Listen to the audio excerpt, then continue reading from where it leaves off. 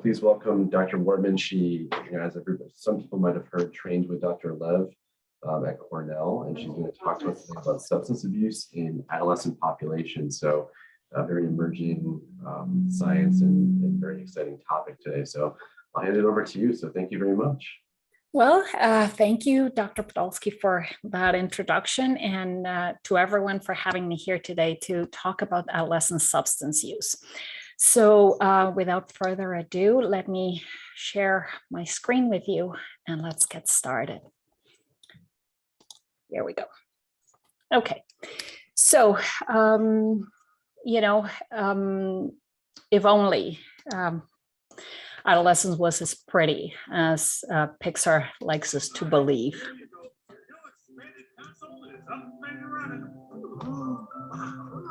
Hey, wait, did I just do that? Guys, what's puberty? Oh, it's probably not important. Whoa, I have access to the entire curse word library. Let's no console is done. Sorry, I did it again. My bad. We're getting to the ring. Sorry. Girl.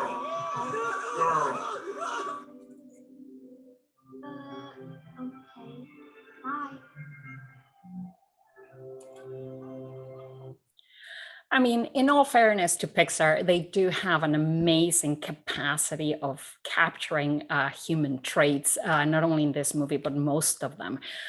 But let's get now to the grim realities. A lot of the data that I'm going to present to you today comes from various sources, but mostly from the book on treatment of adolescent addictions published by the Annenberg Public Policy Center from University of Pennsylvania. So let's start with the macro world, right? First of all, we have to consider that 90% of adolescents under the age of 21 have reported consuming alcohol. 26% have done so before 8th grade, and definitely 64% by 12. And add to that 50% of these same kids have tried at least one illicit drug, and we'll get to into more detail later on. When we go to the college undergraduates, the next group of kids, we find that, something that we're going to have to take into consideration with these kids is that 35% of these students have reported being so depressed in the past year, and this was pre-pandemic, that they were not able to function. Up to 58% of these kids have also reported overwhelming anxiety, and even 10% of this population has contemplated suicide. Let's put this in kind of real numbers. It's kind of hard to grasp that. Let's think about UConn. So UConn has an undergraduate class of about 19,000 people, right? 19,000 kids.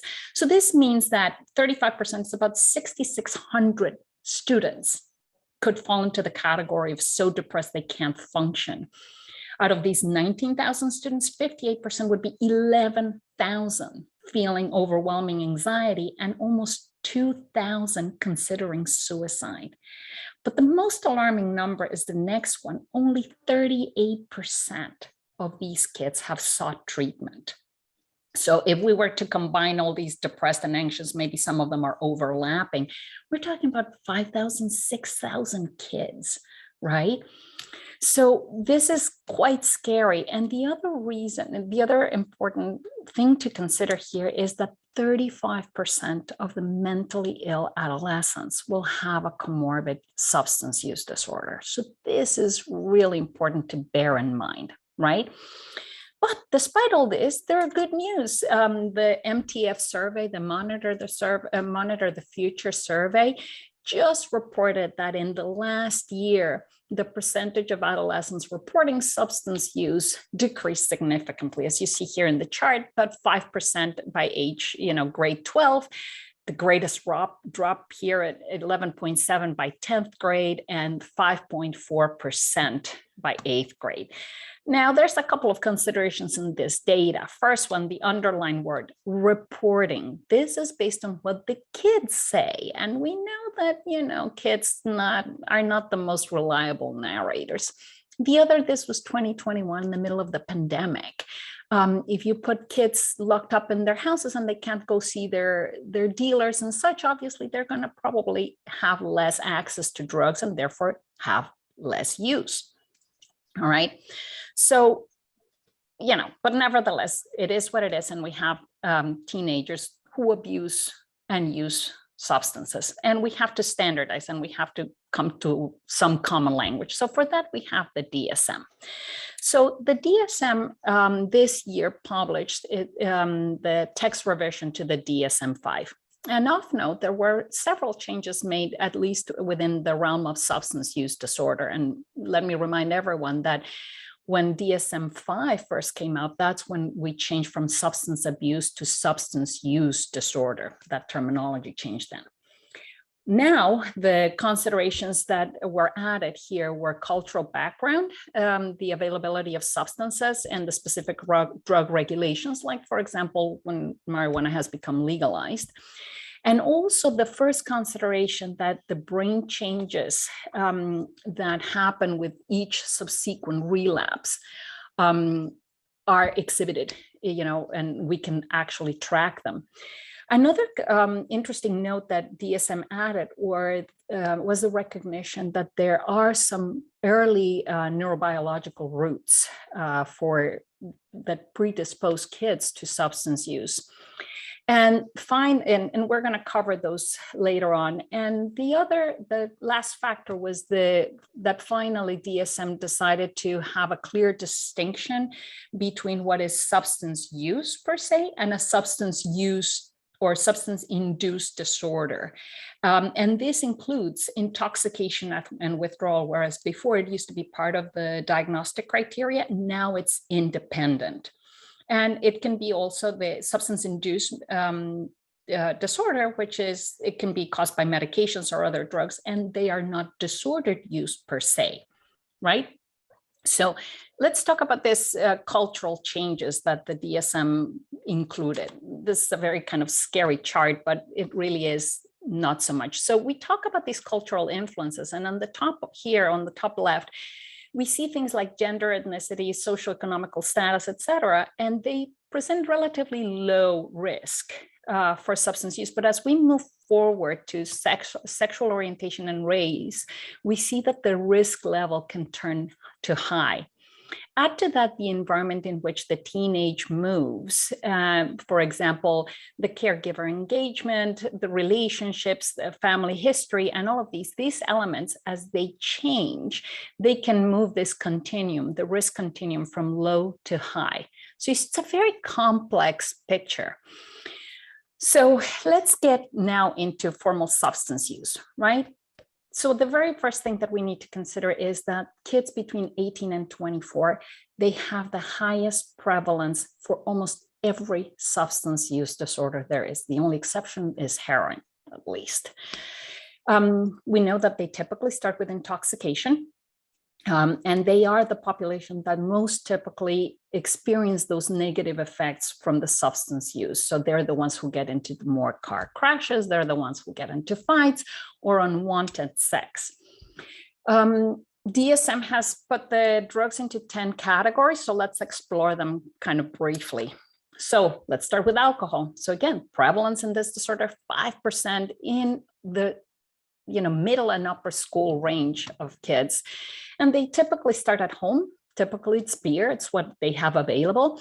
And typically they start because it relieves tension, or because it relaxes them, it makes them feel, they like that mild impairment and that euphoria and disinhibition. They can relax, they don't have to deal with those perceived inadequacies. And even for boys, they report that it gives them some sexual enhancement, right? And this use starts earlier when we see kids that have pre-existing conduct problems or when they have had episodes of early intoxication, okay? With alcohol, 3% of boys will proceed or progress from use to a disordered use, and it's more like 2% for girls. The next substance is caffeine. And look at that. With those numbers, it's no surprise that kids see caffeine as, perfectly normal. And these numbers are really staggering, so much so that between 2007 and 2011, the ER visits for caffeine intoxication doubled. And look at this chart. I mean, let's have a look. There's 5 cups of coffee needed just to get into the very risky health consequence problems of caffeine intoxication. Your average at most is, to 100 to 150, but look at all these other combinations, 2 espressos, 2 regular coffees, a bottle of Coke, or like the typical college student diet, you take a Monster, some Mountain Dew at lunchtime, take a Red Bull, and then some coffee just to top it off. And you see, it takes very little to get past that considered moderate daily consumption. I mean, I can see some of you now, but if I were there and I had you all together, I could just ask for a show of hands to see how many actually dabble in these reels. Even half of it is already kind of pushing it. All right, next one. Marijuana. Well, this one's the doozy. 20% of the prevalence of this disorder happens in adolescence. And look at this. What's the surprise in this? They're marketed it so to make it so enticing, right? And the problem is not only this, it's just that the kids and even their parents are like, well, what's the big deal? Who cares? I used pot when I was young in college. Nothing happens. Look at me.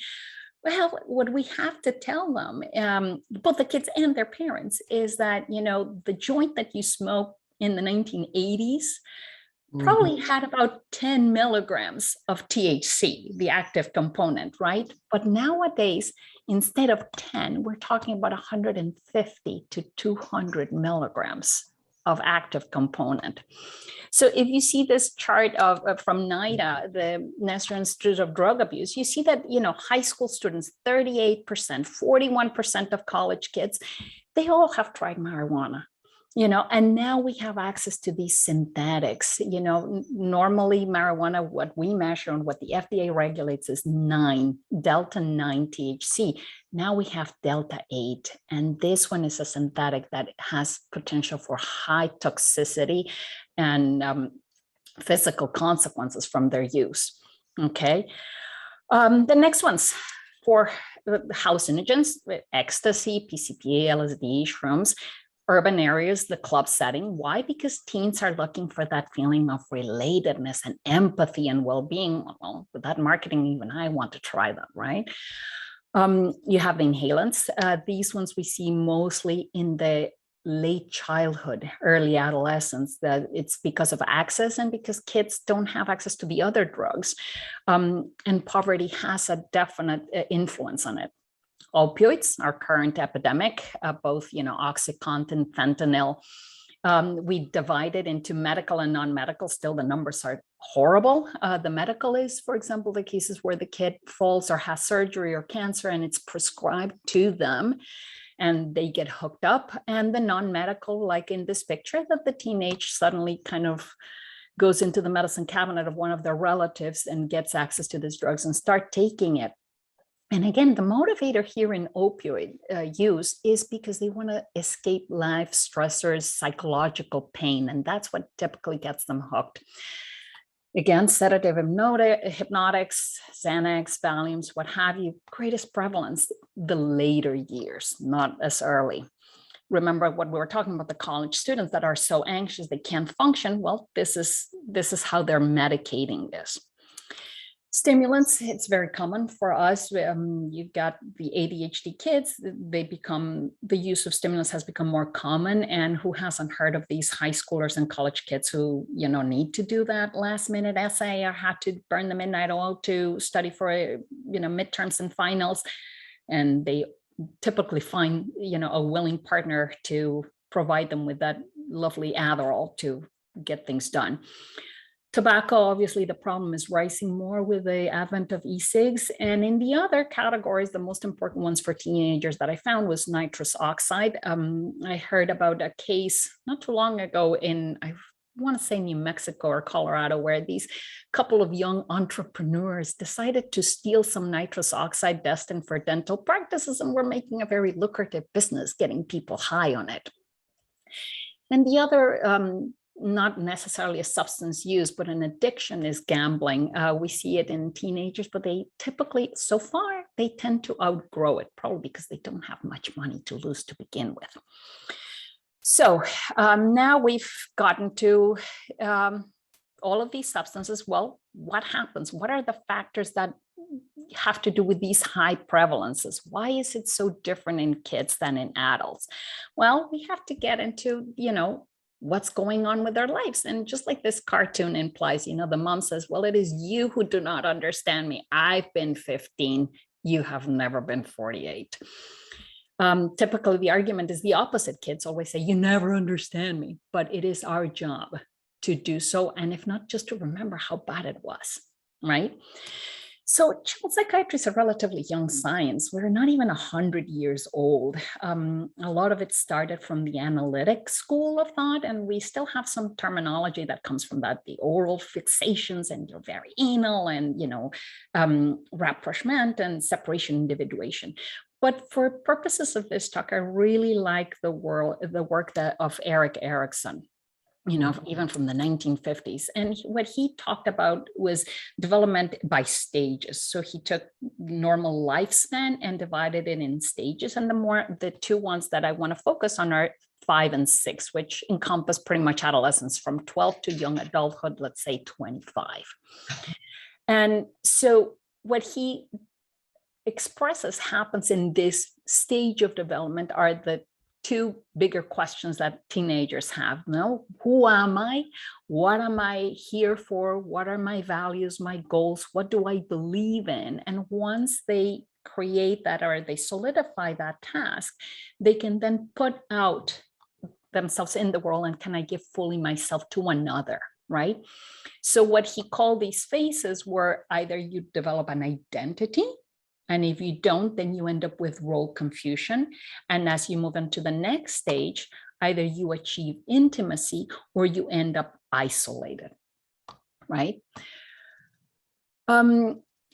So, how does an adolescent go through these tasks, right? Well, we have 4, areas that we have to develop, right? One is the psychological, another one is that of roles. And then we have a biological component, and finally one that is social. So let's start with the psychological, right? This is the one that gets closer to Erik Erikson's work. As we said, there's a choice of identity, career and goals, values and moralities as you progress. And, with time, these charts or this psychological process has been divided into different categories. So for example, in this chart from Felice, we have the independence, the evolution of body image and sexual drives, relationships, career plans, their self-concept. So when you start in those tween years, these kids are starting to feel that independence, right? And they want to separate from the parents and have these, sexual curiosity, things are starting to change, but their plans, their long-term plans are still very vague and unrealistic. They still want to kind of change the whole world or be astronauts and such. Moving forward into the real middle of adolescence, now they're not so sure that they want to try to become these grown-ups. It sounds very scary and intimidating. They're trying on different ideas, different identities. Sometimes they seem to think and change, like they change clothes within a day or within a week. I love the Beatles, hate the Beatles. I love my friends, I hate my friends. This guy is awesome, I hate this dude. I can't stand the teachers. And they go back and forth. And it's only after they reach, 17 and older that these things finally start to settle down. They're more comfortable in their roles. They have individual relationships that are more significant, and their goals are more realistic, one hopes, and thought process is more abstract. The world is not black and white, but many shades of gray, 50, I hear at least. So this is the psychological phenomenon that happens. And once we have that, the next part is, how does this happen? Well, it comes through roles, right? And so we have transformations, and adolescents become very aware of these transformative processes that are happening in their life, not because just they're the big kids like this ones, or even this poor fellow that doesn't even make it to the wall. it's because they know that they're approaching and getting closer to these new opportunities, new freedoms, places to explore. And the way it's marked by society is through these transitional phases, right? And each one becomes more momentous than the last. It brings them closer to that desired freedom. And again, staying true to my form, Pixar has a nice way to express this. And this comes from this year's movie that was released, which is Turning Red. For those who have seen it, if not, I've recommended it. I'm Maylin Lee. Ever since I turned 13, I've been doing my own thing, making my own moves, 24/7, 365. I wear what I want, say what I want, and I will not hesitate to do a spontaneous cartwheel if I feel so moved. Not to brag, but being 13 means I'm officially a grown-up, at least according to the Toronto Transit Commission. Good for you. Huh? 7.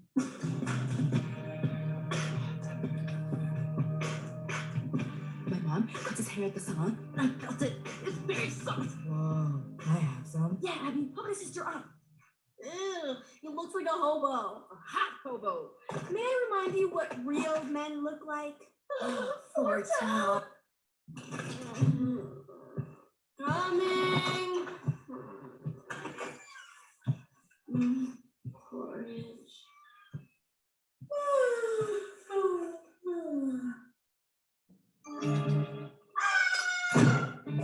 Is everything okay? What's going on, honey? Are you sick? Is it a fever? Stomachache? Chills? Constipation? No. Wait, is it that? Did the red peony bloom? No. Maybe. So, this kind of touches on so very many things, but you see, for all of these psychological phenomena, all these roles to happen, we need to have a body that holds them, right? And so we need to have some biological changes that can set off all this cascade of phenomenon. Well, the first thing that we'll have are body changes, right? Everything changes in this stage of life, never at the same time, never in the same order, and never under anybody's control. Anyone with teenage kids or who treats kids or who kind of wants to remember that lovely face in life, all the drama and the angst that comes from a little pimple or a cracked voice or that kind of once endearing clumsiness, like poor Maylene who wants to do cartwheels. Growth, appetite, sleep, all of it changes, and it never is in tune with the outside world. You have kids that are having this delayed sleep onset. They want to stay up until 1 o'clock, but school starts at 7 or at 8, and there's no way around it. Add to that a little pinch of sex, and the result is this kid in the cartoon, right? And parents are only left with this, at your age, Tommy, a boy's body goes through changes that are not always easy to understand. Well, that's very reassuring to them, right? It used to be thought that the brain of the kids that has to handle all of this was just pretty much born like that, right? And it wasn't studied until fairly recently, until about the 90s, that teenage brain studies became popular. If you asked a teenager up until recently what they thought their brain looks like inside, they would say something like this, right? There's this, the love lobe, that's the most important thing, right? They seem to be concentrated on that. Yeah, a little bit concept of self-image and all this addiction to the cell phone and memes and what have you. There's this love-hate relationship with parents, and maybe somewhere there's a little bit of memory that it's needed for the test. How much do you really need, or some communication skills, especially boys. How was your day? Do you have homework? How are your friends? Okay. That's all they need in communications, and their balance and coordinations. Again, look at poor Maylin with her cartwheels. But the reality is that now we understand that the brain is not just born like that and it simply expands and grows. What we really know is that the brain is undergoing a massive reconfiguration. it is during this period, this phase or stage of life where the neurotransmitters develop dopamine and GABA, and they have to do a lot with, for example, all these excitatory paths. Dopamine floods them and activates them. GABA kind of inhibits them, right? Gray and white matter changes. It grows in some areas, decreases in another. What we see, for example, it's in the posterior brain area. All the areas that control senses, they develop relatively faster in this stage. But everything that has to go with the frontal lobe, higher functions, the growth doesn't complete until the 20s, right? So, and all of this growth, it's accelerated, and just like hair or mustache or a beard, it has to be trimmed. And the term that we use is pruned. The connections between all these neurons and pathways are broken, some are strengthened, and some are redirected, right? And so these changes themselves, for example, present like this. They're called cognitive skills in the frontal area of the brain. So look at all that has to develop, right? Information processing, speed, memory. Then you move into new things, planning, reasoning about hypothetical solutions, consequences. All of that has to be processed, stored, and be able to be retrievable eventually for future reference. So ultimately, what happens is that we get a new, reconfigured, refurbished brain, right? Obviously not the real thing, but as close as we can get. So now we have a prefrontal cortex that has this, don't send that text, think before you do it.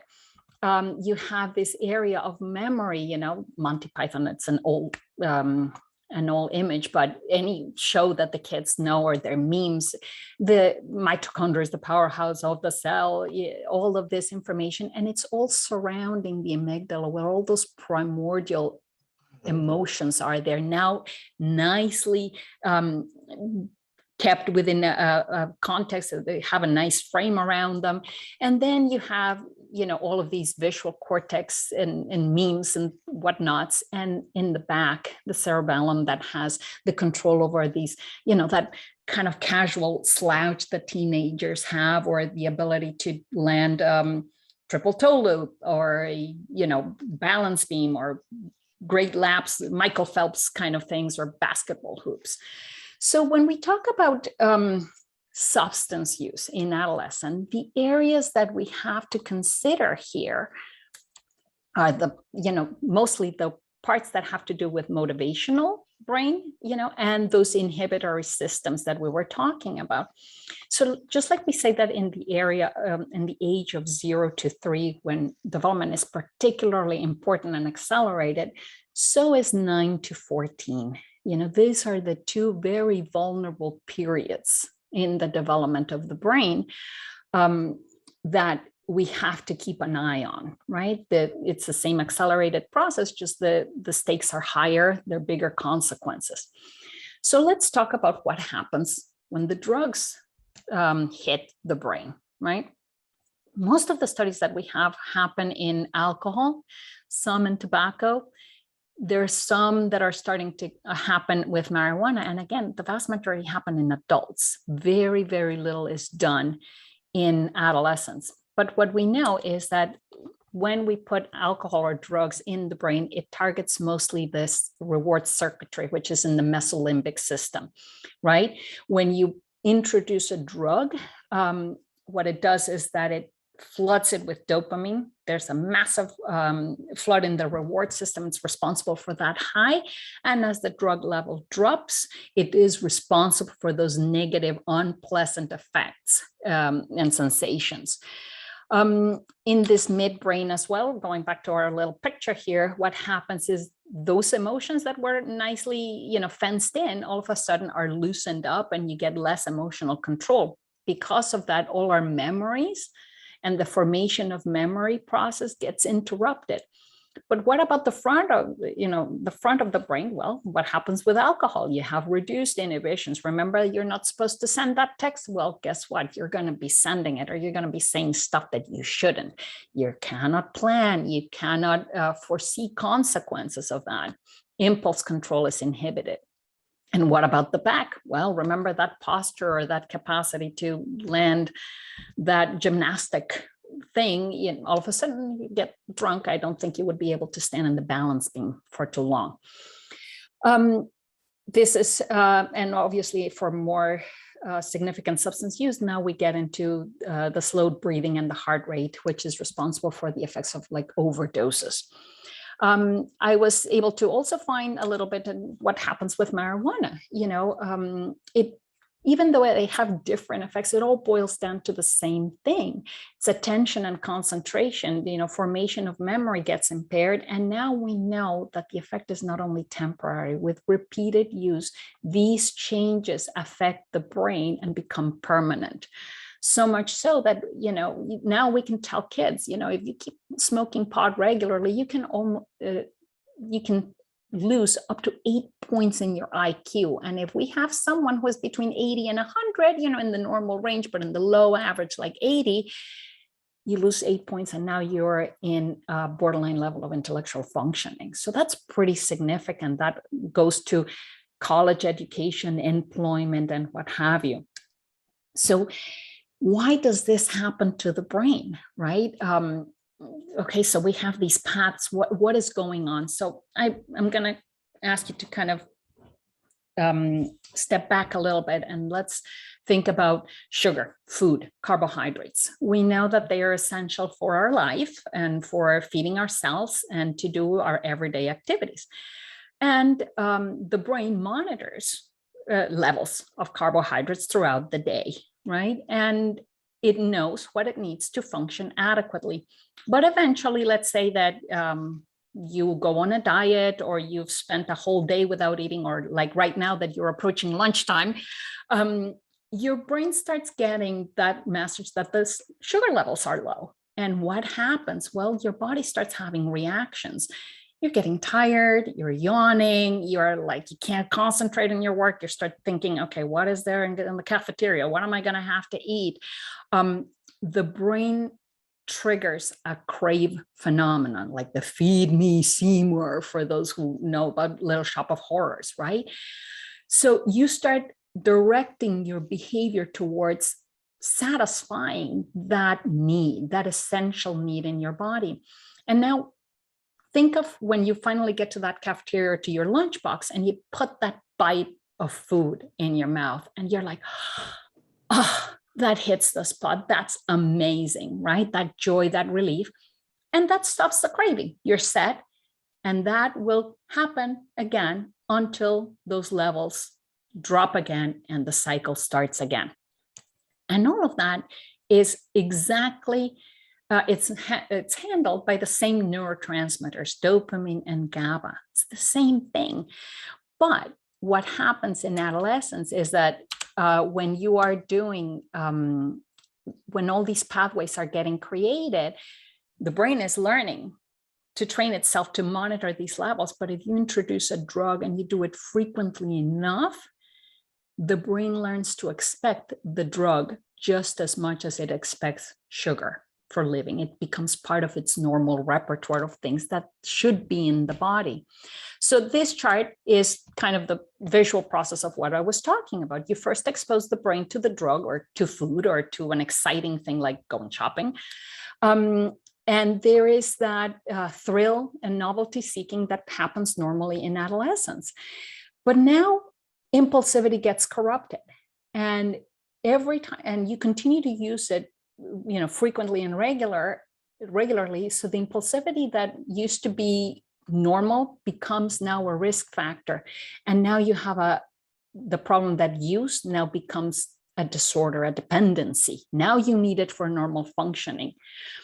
And every attempt to quit is met with horrible effects. Like if you try to starve yourself for 3 days, your body's going to resent it, right? Well, if you try to starve it from that drug, your body's going to feel it.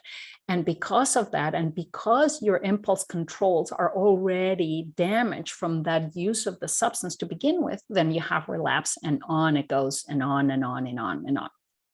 So you see, this whole phenomenon of substance use has shifted now our attention. We used to think and treat substances here, the drug dependency, and to prevent the withdrawal, right? Because that's what prompts relapse. But the problem here is that now we're going further before in history. So now we're going into the motivational aspect of addiction. That's now our focus of treatment. It's no longer what happens once you're in it.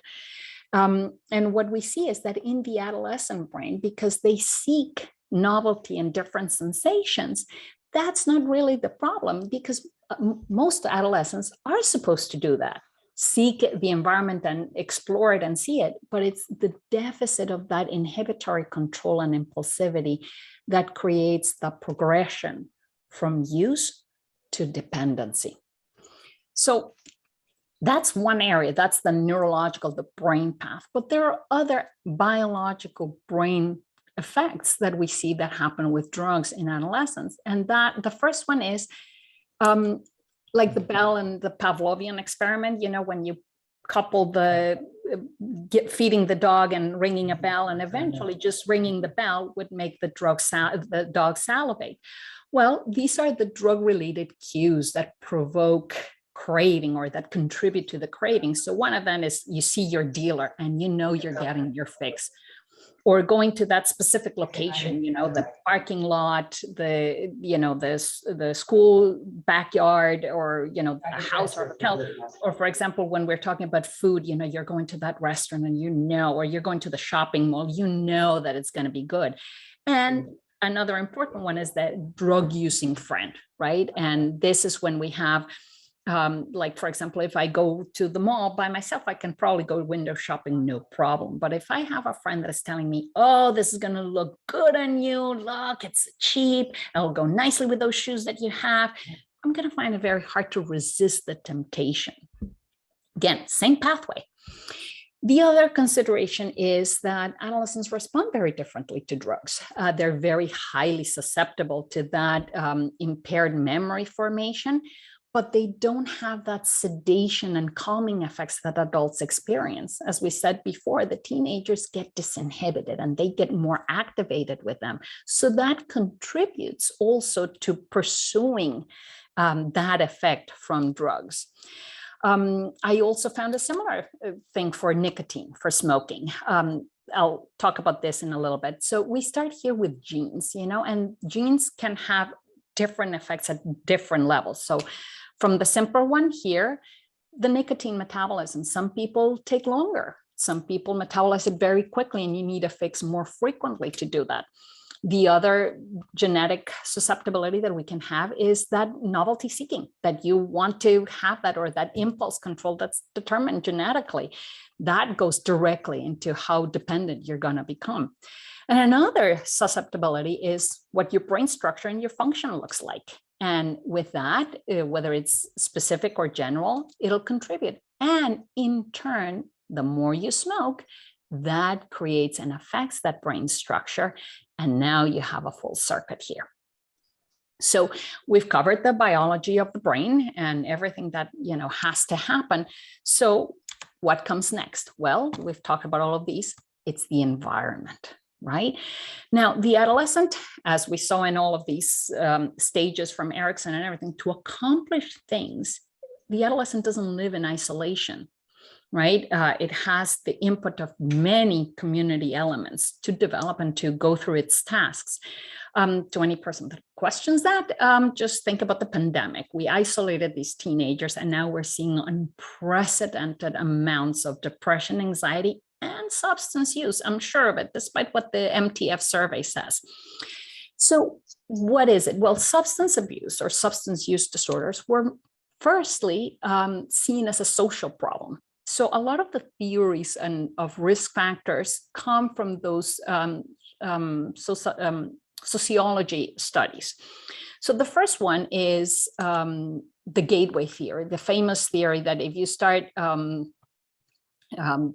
with one drug, with drugs or alcohol being that cigarettes and alcohol that are the first legal drugs that teens seem to get their hands on. If they do that, they will move on to marijuana. But if that progression were true, we would expect that those who try marijuana would easily progress into the next thing like cocaine and heroin, and that simply does not hold. The reverse does. By the time you're on heroin and cocaine, you have a history of having tried the others, but in the other direction, it doesn't happen. The other interesting thing that kind of threw that theory out was the fact that we found a subset of Asian population that are born with an enzyme deficit that pretty much acts as their own biological antabuse. If they have alcohol, they have the worst reaction to it. So you would imagine with this gateway theory that if you have such a bad effect with alcohol, that you would not progress to the next because you would just feel horrible with it. But the truth is that they, in fact, progress just as well as the people who don't have that enzyme deficit. So not that theory. The next one is the age of initiation. And again, that's not the real problem. The teens that start early is not because they just did. It's because they have histories of behavioral problems. So the problem is not the starting, it's the progression in these cases. Lastly, learning disabilities. If you have a child who has difficulty reading, writing, or who has attentional difficulties, will withdraw from his other peers and the class, and it's more likely to end up going with the wrong crowd, right? So what is the thing, socially speaking, that have all these teenagers in common? Well, we're back to development. Patterson developed his own theory, and he said, well, the use of drugs is because of behavioral, externalizing behaviors, right? And these come from parental and child influences. So on the side of the parents, we have deficits in parenting skills. Parents are very harsh, or they give inconsistent punishments, or there's a high conflict where there's very little room to negotiation. And remember, adolescents are supposed to learn these skills. So if they don't learn them at home, they're going to have a problem. Or the opposite, decreased parental involvement. There's less conversation, less interest in the life of the teens. And, the teens clam up. It makes it hard, but one has to continue to get involved with them. The parental monitoring, especially in middle school, just because, little Mei-Ling can go on the bus doesn't mean that I can sit back and relax and forget about the problems. On the contrary, you have to be very nurturing and responsive and supportive and accepting of all these changes that the kids are going through. And maternal depression, we now know that there's 5 times higher risk of alcohol dependence in children of depressed mothers, particularly mothers. On the side of the child, well, there's also kids that are with their own aggression, or what we know now with poor impulse control, oppositional temperament. And then I would like to add here mental health issues that go undiagnosed or untreated. So again, let's kind of put it as a snowball effect. So here we have early childhood. We have a kid that has his own factors, defines, and poor self-regulation. When you have family management and support and structuring and monitoring that it's optimal, it stays here. But if it doesn't, as it decreases, we move into a childhood where we have antisocial behavior and reactive behavior. And we have now academic deficits and peer issues and rejection, and then they cluster with the wrong ones. And should this continue, now by the time we go to adolescent, the school failure becomes more prominent. And now we have adolescents that will have drug use, sexual promiscuity, and behaviors that have legal and lethal consequences. So now Patterson talked about parents, right? But we also have peers. And why are they important? Well, we know that the alliance with peers is the highest predictor of relapse, 90%, right? Remember those factors going with your, the drug dealer who, they become very friendly with the users, or your own, drug using buddy. But what is not very clear is which plays the highest role. Is it the selection process, or the friends that you are drawn to? Who do you hang out with? Or the influence? Are they goody two shoes? Are they also in the drug culture? Or the cognitive bias that being in this group begins? Yeah, well, everyone does it. All of my friends do it. So, it's crazy to think that someone doesn't do drugs. And whatever it is, we know that the influence, the complexity, and the layering of all these friendships grows more complex with age. Right. And this is, and this change is something that happens, and it's to be expected. And this is why kids have falling outs with their friends from middle school, and then they have fallouts with their friends from high school and from college, because everything is evolving. And we have, like this typical example, boredom is something that has also a high influence in the use of drugs. And you see these kids, I'm bored. I'm sure you've exhausted all the dangerous things that you can do while texting. So what next, right? So when we put together all these risk factors, now we have a resulting storm that, I don't know if it's me or if it's something else that's causing that feedback. Yeah, can you just make sure we're all muted, guys? Thanks. Okay. All right, thank you. So then when we put these factors all together, now we're moving off from the very Pixar rosy colored universe, and we have a resulting storm like what we see in the series Euphoria. I don't know if you guys are familiar with it. The main player is Zendaya, and she plays the role of Rue, who's a 17-year-old girl with a substance use disorder. Then no sooner she's come home from a rehab, she finds herself back with her dealer and a new group of friends. So this is a scene where she's finally confronted by her mom. All right. Fair warning, this is very real. The language is very explicit, so I apologize for that. So here we go. You just want to fucking accuse me of shit? I'm not accusing you, baby, okay? But I know. Do it. Come on. Let's go. Let's fucking do it. You told me everything. Okay. Jules is her new friend.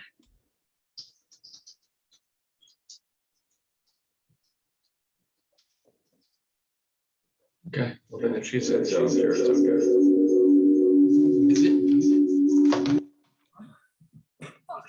What did you do, Mom? Okay. What did you do? It's gonna be okay. It's gonna be okay. Baby, it's gonna be okay. No, it's not gonna be fucking okay. No. What? Who is it? Huh? Okay, look. We can go to the hospital, okay? I'm not going to the fucking hospital. If you call, look. We can do the withdrawal thing again, baby. It's okay. The fucking hospital. If you try to put me in a fucking hospital, I swear to God, we're gonna have a problem. No, you're out of control. Put the fucking phone down. Where did you put it? Where'd you put my pills, Mom? Where did you put it? I'm calling the police. No, you can't. Yes. You will not attack me. No, I want your own home. I raised you. Here's the shame, Mom. That's it.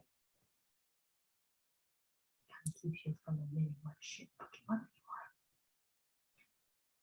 you are. Oh, poor Leslie. Daughter's an addict, but her dad did die. You hear that, dear? You hear that? I don't want to put too much pressure on you, but you're probably gonna have to be a fucking neurosurgeon or maybe an astronaut. Because if not, then Mom is 0 for fucking 2, and that means that it might actually just be her fucking fault. So this is a very sobering picture, no pun intended. So now we have all of these, factors, all these risk factors that can cause a devastating picture. So what can we do, right? Well, there are protective factors. Not all the teenagers, remember what I was saying about alcohol, not all the teenagers that use progress into dependency. And these, risk factors, just like they are logical, the trauma, marital, familial, child abuse and neglect, poverty, all of these things, there are protective factors. Pretty much the opposite of what we were talking about, caregiver involvement, a healthy self-esteem, as positive norms, physical and psychological health. I would like to hear, put or make clear, early intervention. Stuff happens. Like, for example, in the case of Rue, her father did die and she was exposed to severe trauma. Obviously, life is not perfect, but if we catch it and we are aware of it, we can do intervention, we can prevent a lot of these things, right? So once we have an adolescent in our office, well, the first thing that we have to do is get the right diagnosis, all right? one of the problems that we have with DSM is that a lot of their categories and a lot of their diagnostic criteria are meant for adults. When you think of frequency and consequence, this is more relevant to an adult. Think of binge drinking. You know, an adult cannot not show to work because they are hungover. But a teenager, if they have a binge drinking episode the night before, they're high, they can still show up to classes or they can skip, and there's very little consequence. They can fly under the radar. And also quantities are very deceiving, right?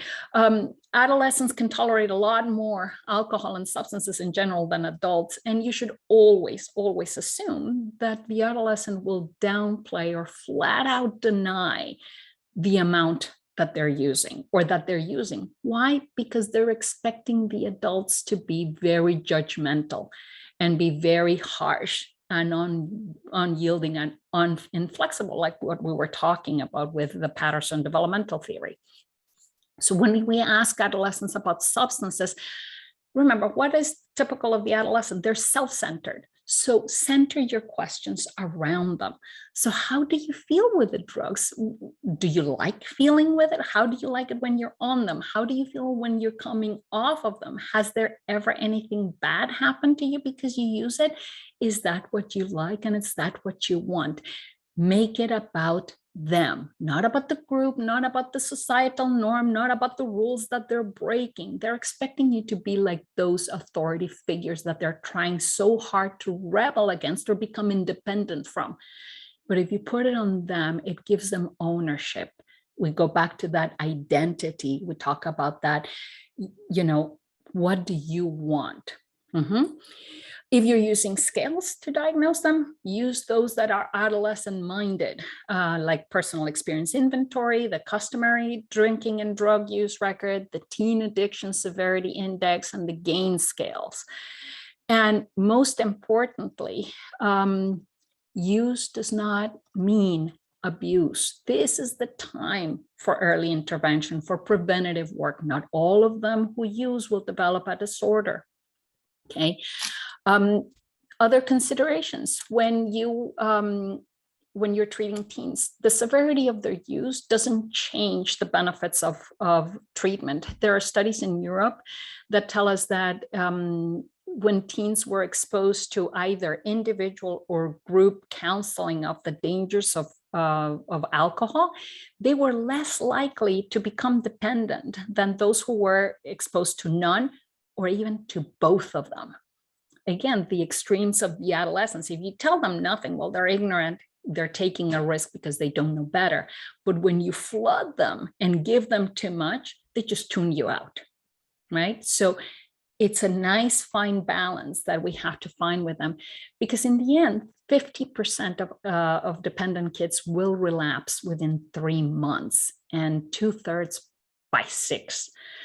So we finally have them, we kind of tease them out, the fake users from the real users, right?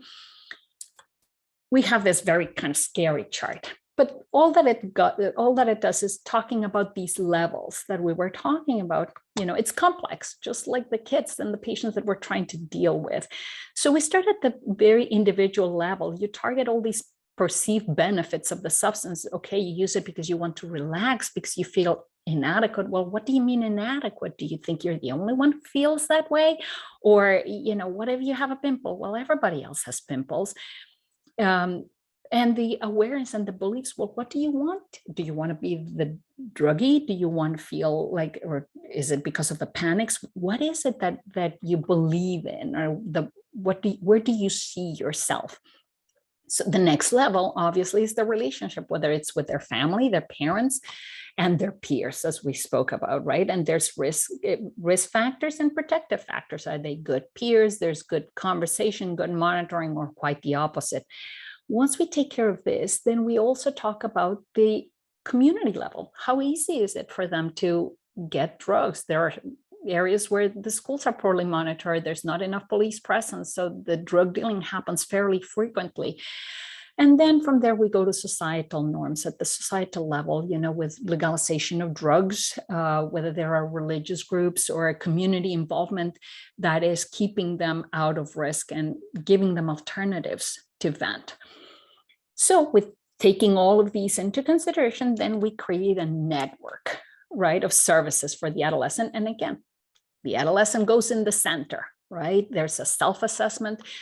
We use evidence-based treatments, substance use monitoring, constantly monitoring, clinical and case management, continuing of care and support systems, but all around these other ancillary services. So family services are very, very important.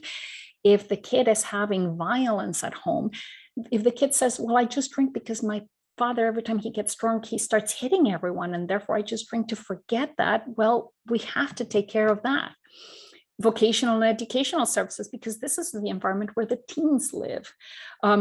If you have problems at school, ADHD, if you have oppositional defiant disorder, if you have mental health issues like depression or bipolar, if you don't take care of this and you do go only and exclusively for the substance use, your outcome will be worse. Invariably, we have studies to prove that. So in the end, the take-home message is get a very good history. Don't just stick to the drugs. The teens that are there, they know that it's because of the drugs. But let's go back. They were not born using drugs. Something has happened. And if we can help take care of that, at least help them understand it and realize that we have a better possibility of slowing down that progression or preventing it altogether. So I think I'm going to stop here. The only last thing I can tell you is the best resource for, adolescent substance use would be the Little and Rose Adolescent Substance Abuse Research and Clinical Advances. They keep it fairly updated, and it has a number of information. It's very kind of adequate to start. So I thank you for this, and I guess I'm going to open the room for discussion.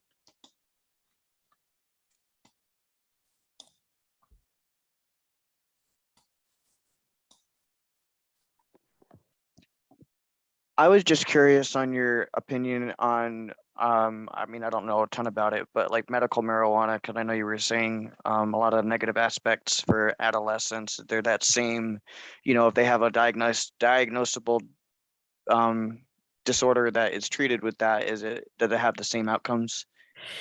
Actually, no. What we're finding is the problem here, and I'm glad that you're asking about that. The problem with medical marijuana and all marijuana that it's in dispensaries has been FDA regulated. We know what we're getting. And again, it's all that Delta 9 THC. The problem that we're having is that post-marketing, we are encountering this new synthetic, which is the Delta 8. And that comes from hemp. And in hemp, in nature, it's such a minuscule fraction of the THC content that the FDA never thought to regulate it. But that small amount of Delta 8, what happens is responsible for the euphoric phenomenon. I don't know how well versed you are, but there's the sativa marijuana and the Intiva marijuana, and the sativa is the one that produces euphoria. And the problem is that in these edibles and brownies and everything, post-marketing, it gets added. We add synthetic chemicals to change the content of that little amount of Delta 8 from little to a lot. And we found it in significant levels in all of these edibles and brownies. And because it's post-marketing and it happens outside of the dispensaries and medical marijuana, the FDA hasn't regulated it. I was looking at some statistics. The FDA had reported about 147 cases of intoxication with marijuana last year, and 66% of them happened in edibles. And they were having hallucinations, vomiting, tremor, dizziness, what have you. That was the FDA, 147. But when we talked to the Poison Control Center, they reported over 2,000 cases. And 80% of them were pediatric, and half of those were unintentional. The kids left the drugs out, or the adults get the drugs out, the edibles, the chewies, the lollipops or the brownies, and little kids ingested it. And they suffer from all these medical consequences. So again, the problem is not the medical marijuana itself. That's regulated. And we know how much of delta 9 THC is to keep it safe. The problem is the synthetic portion. Just like think of OxyContin and fentanyl. You know, fentanyl was a painkiller, an opioid. It's very well used for pain management and metastatic cancer for cancer patients. The problem is that now they're lacing it and they're powdering it for consumption. And it's such a sedative, and it's a drug that it's about, you know, roughly 50 to 100 times more potent than morphine. You know, you take a little, it's fine. It's it's a regulated medication, but when you abuse it or when it's been altered, then we run into problems. Does that answer your question? Yes, thank you. Okay. Anything else?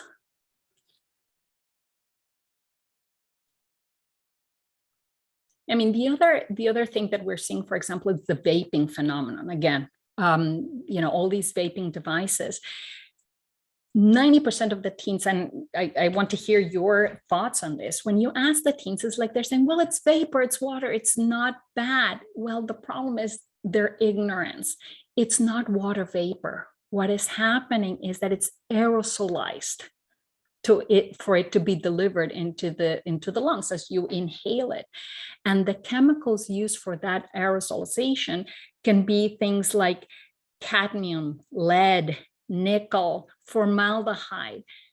We know that if you inhale talcum, asbestos, and everything, we know what happens long-term when you do that, but we're not doing much to prevent that from the aerosols, from the vaping mechanisms. We know about that popcorn lung that we started hearing about, but, you know, there's very strong lobbying influences that are saying, you know, it's better than, you know, nicotine because you don't have those cancers. Well, they haven't been long enough for us to know that they're entirely safe long-term. And the addictive process is still happening. We are still in the adolescence flooding those reward centers to the point that they are expecting those substances to happen and to be there in the systems. So in an adult, okay, their pathways have been done, but in teenagers, now we're making them completely dependent at an organic, at a biological level on the substances, not only the psychological, all right? But what are your experiences? You're in the trenches. What have you seen? What do you typically encounter more?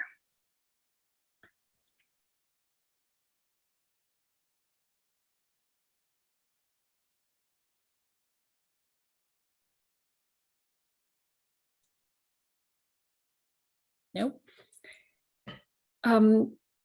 Teenagers, when we talk to them, in my experience, they don't want to hear the adult. They don't want to hear, you broke this rule, or you shouldn't be doing this, you shouldn't be doing that. They want, what you can do for them is try to understand their mindset. If a teenager tells you, I just take drugs because I need to evade this fighting and shouting in my house, then try to understand how hard it is for that teenager to deal with that reality.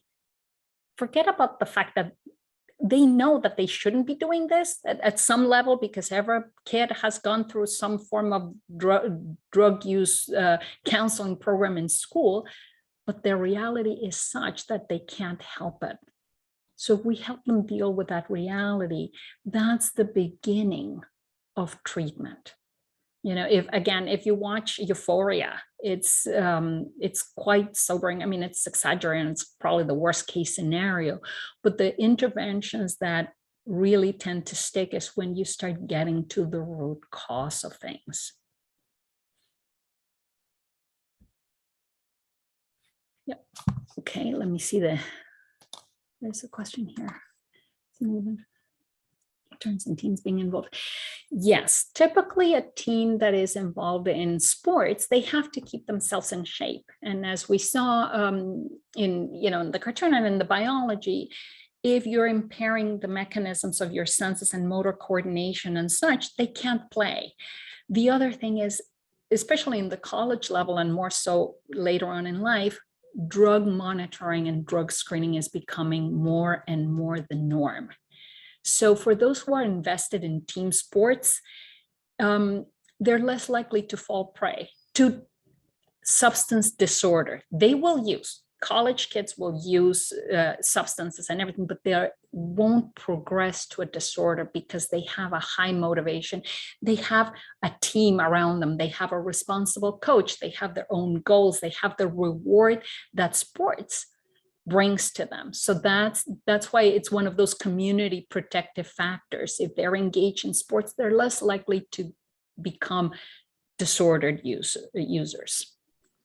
You reminded, or I don't know if that's the right word, but either way, you brought up a question in my mind because you mentioned athletes. Did you find the same types of substance use disorders, prevalence of substance use disorder for performance enhancing drugs with adolescents? There is less of that. There is a subset of that, no question about it. It's, typically the use of steroids, but now with that knowledge, there is a lot more monitoring. All right, so we're hoping that with that monitoring, with kids knowing that if they use any stuff like that, they're going to get in trouble and they're going to lose the reward of playing. However, we go back to those considerations from DSM about availability and the culture. So for example, we take the Russian athletes. If everyone in Russia does it, or you don't know if they're catching you very early on, like this younger athletes, the skater in Russia who tested positive, because everyone does it, or because the coach, the people who are supposed to protect you and guide you and teach you the right ropes of the system, they're the ones giving you these drugs, then the teenager has very little chance, because we're talking about a very vulnerable biology, a very psychologically vulnerable adolescent who wants to please the coach and who wants to do well, and it's getting all these rewards and recognitions from being such a stellar athlete. And then you meet the real world where you have an accountability for what you're doing, and then the teenager is lost in the midst of all this. So in certain cultures, depending on the cultural acceptance or refusal of these substances, we can have a better possibility of targeting these behaviors. But in general, again, we're trying to be more cognizant of the fact that these things are happening, and typically teammates will help the one who's using it. They'll rat on them, while they at the very least become concerned and say, hey buddy, you shouldn't be doing that, or they anonymously report it to the coach. So the more knowledgeable and the more aware we become, and we kind of trickle down, the better outcomes will come.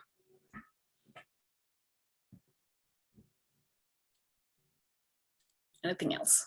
Very good questions.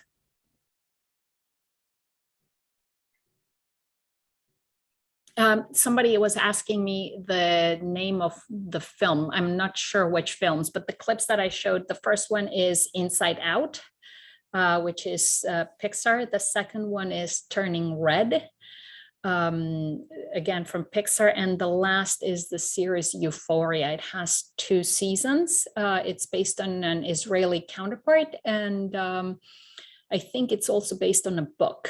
It's very complicated kind of story. You don't get into the backstory of things until the second season, which is, you know, reminiscing of what happens when you're treating a teenager. You see them in that crisis, in that moment of their use. And it's only until they finally start to open up that you start hearing all the background history. And that's when the healing first begins. It's only when, you know, I'm not going to spoil it for you, but, you know, when Zendaya really meets with like this sponsor with Ali and starts really getting to the real stuff, that work will begin to happen. Anything else? No, well, thank you, Dr. Wortman. That was fantastic.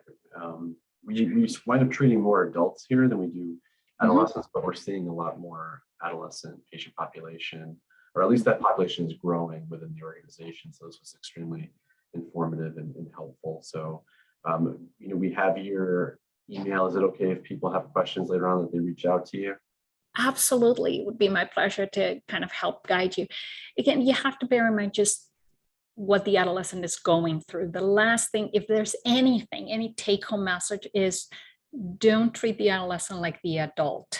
The adult has consequences and everything. The adolescent is expecting the adult to say, okay, what did you do this time? You got into trouble. You didn't do your homework. Don't like really fight that. They have all the system outside of your office to take care of that. Your system is to hear, why, what did you get out of this? If you're doing it, if there's a reward in it, what is that reward and how can we help that?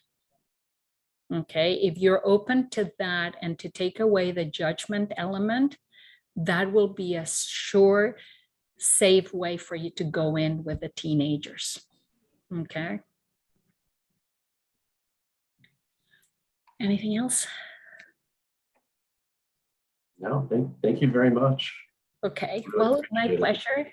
Thank you again for having me. And yes, please, any questions, concerns, you have my email, my contact information. I'll be happy to respond. All right, take care, everyone. Have a good rest of the week. Have a good one.